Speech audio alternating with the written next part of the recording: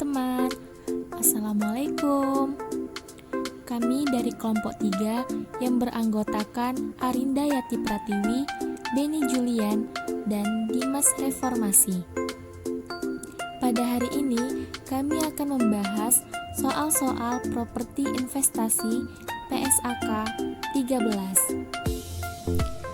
Tanpa membuang-buang waktu, yuk simak video ini dengan seksama. Soal pengalihan. PT Intan pada 2008 mengadopsi PSAK 13 untuk mencatat investasi properti dan menggunakan nilai wajar. Pada 31 Desember 2014, aset tetap berbentuk gedung memiliki nilai wajar 1 miliar dan saldo surplus revaluasi sebesar 300 juta. Gedung tersebut dimulai 30 Desember disewakan untuk memperoleh pendapatan sewa. Nilai properti investasi berupa gedung pada tanggal penyewaan sebesar 1,2 miliar. Bagaimana implikasi akuntansi dari kebijakan tersebut? Jawabannya ialah properti tersebut harus direklasifikasi sebagai properti investasi.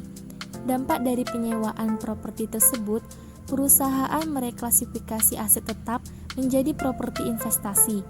Dilakukan pengukuran nilai aset tetap sampai dengan tanggal reklasifikasi. Dilakukan tambahan revaluasi aset tetap. Total revaluasi surplus yaitu 200 juta ditambah 300 juta sama dengan 500 juta. Dihapuskan ke saldo laba. Kemudian properti investasi akan diakui.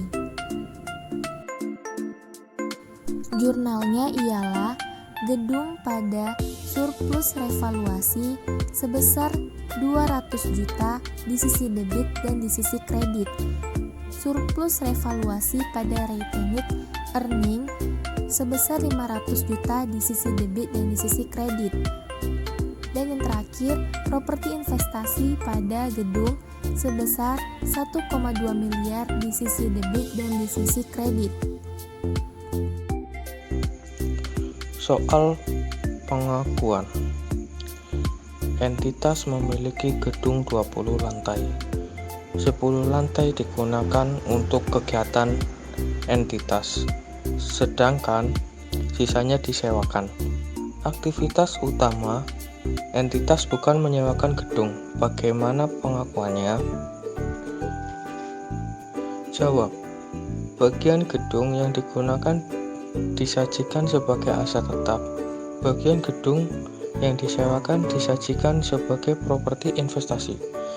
Alokasi dapat dilakukan berdasarkan jumlah lantai. Soal ketiga.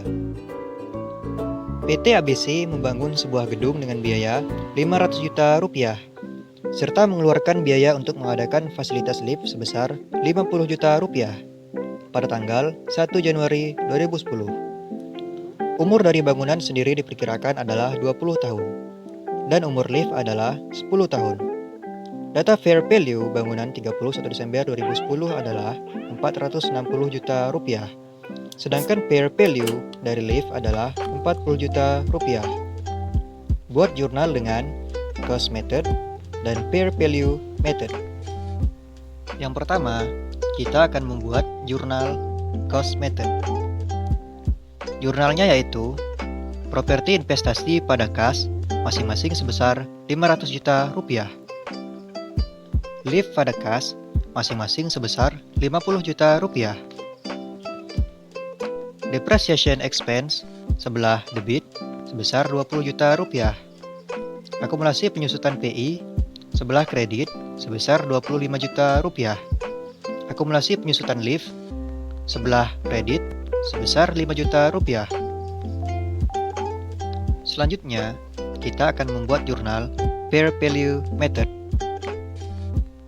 Jurnalnya yaitu properti investasi pada kas masing-masing sebesar 500 juta rupiah. Properti investasi pada kas masing-masing sebesar 50 juta rupiah. Unrealized holding loss income pada properti investasi masing-masing senilai 90 juta rupiah.